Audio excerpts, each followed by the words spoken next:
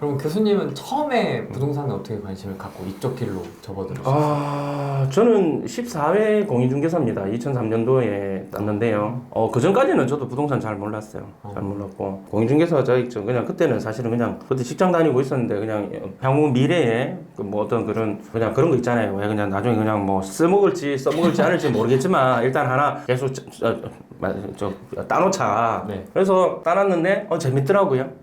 재밌더라고요. 재밌어가지고 그때부터 좀 사실은 파기 시작했고 부동산 기술 공부를 하기 위해서 이제 대학원에 갔는데 도시공학과를 갔어요. 도시공학과를 갔는데 이런 얘기가 좀 그렇긴 한데 도시공학과를 갔는데 아시다시피 그 일반 대학원 말고 특수대학원은 나이 먹고 대학원을 가게 되면 그건 사실은 친목 단체거든요. 그럼 이게 술 마시거든. 나는 공부하러 왔는데 미치겠는 거야. 그래서 이건 아니다. 근데 이제 아시다시피 거기는 다 가면 대학원은 그래도 다들 뭐 예를 들어서 뭐 변호사, 감정평가사 뭐 이렇게 다 또 있잖아요. 다들 이제 다 내가 내다 하는 사람들이 다 오잖아. 근데 사실은 좀 이뤄놓은 게 없더라고. 그래가지고 내가 이제 그러면 공부를 좀 제대로 한번 해보자 해서 사실은 기술사를 도전하게 됐죠. 그래서 고생 좀 했지만 어찌됐든 따게 되고 어차피 그래서 기술사를 따는 바람에 사실은 도시공학과에서 도시공학 박사 플러스 도시계획 기술사는 많아요. 근데 저는 이제 사실은 도시공학 박사보다 사실은 기술사 따기 사실은 둘 다 어렵지만 하여튼간에 그렇거든요. 기술사 따는 바람에 아니다. 그냥 그러면 그만두고 도시공학 박사 때 박사 과정 있을 때 사실 땄거든요. 네. 그래서 이건 나의 길이 아닌가 봐야 기술사 땄으니까. 원래 박사나 기술사는 거의 우리 업계에서는 그냥 같이 이렇게 취급을 해요. 그러니까 이제 굳이 박사를 딸 필요가 없다. 그러면 따긴 따야 되는 그럼 뭐하지? 그러면 원래 관심을 갖고 있던 부동산 박사를 따자 해서 그렇게 사실은 하게 됐죠. 그래서 그 세월이 이제 막 한 10몇 년 흐르고 또 이제 실제적으로 계속 그동안 투자를 또 계속 했었고 뭐 그러다 보니까 지금에 이르게 됐고 또 강의를 하면서 그런 게 있어요. 그 강사가 실력이 있고 없고를 떠나서 어찌됐든 자신의 생각을 이야기해야 돼요. 그렇잖아요. 왜 그런 말 있지 않습니까? 경찰은 조서로 이야기하고 검사는 그 공소장으로 이야기하고 판사는 판결문으로 이야기하고 교수는 논문으로 이야기하고 그럼 강사는 적어도 책이라도 열심히 내야 되는 게 사실은 맞습니다. 그게 비판을 받든 비판을 받지 않든. 그래서 이제 책을 내게도 됐고 그렇게 하다 보니까 아시죠? 그때 내 동영상 봤어. 이 구만수 박사는 도대체가 어렵던가 아주 쉽던가 이번에 다음에는 이제 좀 중간쯤으로 이제 지금 하려고 생각하고 있어요. 그러면 직장 다니시면서 네, 직장 다 다니면서 했죠. 내가 그 처지식이 있는 사람인데 애 키우고 다 했죠. 그러면서 했죠. 대단하시네요. 다 대단한 사람 많아요. 그렇게 다 살아요. 다 살아요. 결혼했어요? 아직 안 했습니다. 그래요? 네. 빨리 결혼하세요. 결혼을 해야 사람이 돼. 인간이 돼. 결혼하기 전에는 뭐 결혼을 해야 그게 뭐냐면 왜 그런 얘기 많이 하잖아요. 결혼을 해야 남자는 인간이 된다. 그게 왜 그러냐면 책임감이에요. 책임감 때문에 더 열심히 세상을 살게 되죠. 전후가 좀 많이 달라지셨네요. 많이 달라졌죠. 저 같은 경우에도 사실은 제 아는 사람은 전부 다 제가 뭐 금수저다 뭐 꽃길만 걸어왔다 이렇게 이야기하는데 아니에요. 저도 굉장히 그 어려운 환경에서 자랐고 결혼할 때 마이너스 3천만 원으로 결혼하고 그랬어요. 지금이야 이제 먹고 사는데 지장이 없다. 지금의 모습만 보면 뭐 정말 화려한 다 그렇게 이야기를 해요. 다 그렇게 저를 아는 사람들은 예전부터 어릴 때부터 알았던 사람들이면 뭐 당연히 뭐 그렇게 이야기 안 하겠지만 이제 어른이 돼서 만나거나 사회에서 만났던 사람들은 정말 꽃길만 걸어온 줄을 알아요. 그렇지 않아요. 저도 똑같은 사람이고 똑같이 어렵게 그렇게 여러분들처럼 항상 어떻게 하면 돈 벌지 항상 그게 머릿속에 있는 사람이에요.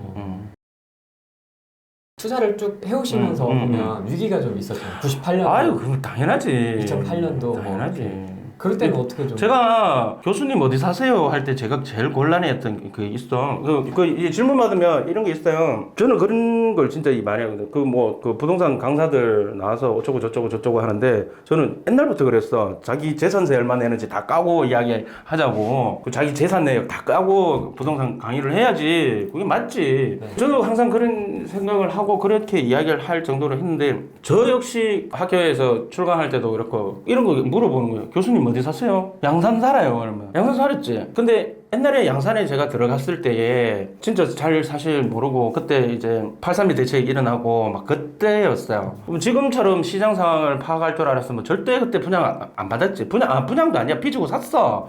또 몇 개씩이나 3개나 근데 작살났어. 그때 이제 제가 화명동 살았었는데 이사를 안 갔어야 돼. 뭐 대충 그림 그려지죠. 그러니까 이사를 안 가고 그걸 그냥 아깝다고 이제 손해를 보고 다 이렇게 그냥 날려버렸어야 되는데 아까워서 화명동 집을 팔고 양산에 들어간 거야. 그게 8.3일 대책 일어날 때란 말이죠. 그러니까 이제 그거 분양받은 건 언제 받았겠어? 2005년도에 받았겠지. 2008년도에 입주했으니까 2005년도에 받았겠지. 근데 그것도 이제 분양받은 것도 아니고 그걸 갖다가 피 주고 샀네? 그때 당시에는 이제 모델하우스 뒤로 돌아가서 막 이렇게 하고 있었어요. 지금도 또 그렇게 하지. 지금은 그렇게 많이 없어졌지만. 그걸 또 피를 다 주고 다 사고. 그래갖고 그게 결국은 그 아파트가 나중에 마이너스 할인 분양하고 막 그랬거든요. 제 블로그 보면 다 있어요. 그 흑역사가. 나는 뭐 사람들 그래 내보고 투자는 잘하시는데 뭐 아니 그거 옛날에는 다 흑역사를 갖고 있어요. 그런 어려움을 한번 겪어봐야 공부가 정말 되는 거죠. 어제도 우리 회원 중에서 한 명 전화 와가지고 저기 고속도로에 있는데 지금 이제 입주하는데 잔금을 쳐야 된대. 어디냐 그러니까 이렇게 보니까 사실은 그 잔금 치면 안 되는 거야. 그냥 차라리 계약금 날리고 하는 게 오히려 나은 데라는. 그래서 그렇게 이야기했죠. 이야기하고 그러니까 이게 손절매가 뭐예요? 이게 자기 손가락 자르는 거거든. 이 손가락 자르는 정도의 아픔이에요. 그 아픔을 못해요. 저도 못했고.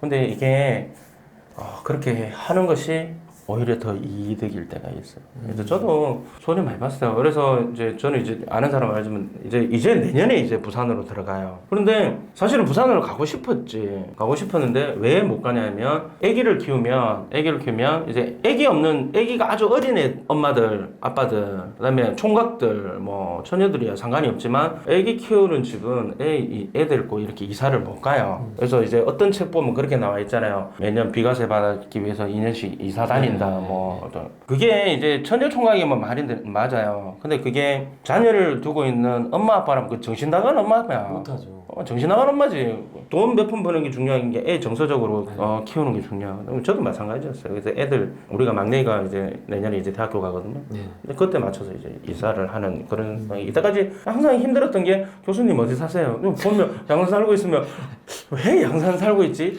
돈도 많다면서 다 그런 이유가 있고 옛날에 그래서 들어갔었어요. 그래서 너무 사실 힘들고 그게 사실은 재작년 고점 찍었을 때 사실은 정리하고 이제 거의 10년 만에 이제 원금 회복하고 참 가슴 아프지. 근데 그 기회비용 손실이잖아요. 부산에서 엄청 가격 올랐거든. 그러니까 그런 세월들이 다 저도 있어요. 지금 뭐 양도세 몇 억 이런 것만 양도세 지금이야 뭐 양도세 뭐 지금 그러니까 세금도 사실은 많이 내야 돼요. 저 같은 경우는 작년에 뭐 양도세 뭐 공동투자인 것만 해도 뭐 5억 이상씩 세금 내고 올해만 지금 얼마 냈어? 막 한번 짜증난다니까. 근데 아니 얼마나 우리가 애국자잖아. 애국자인데 적폐의 대상으로 몰려가지고 참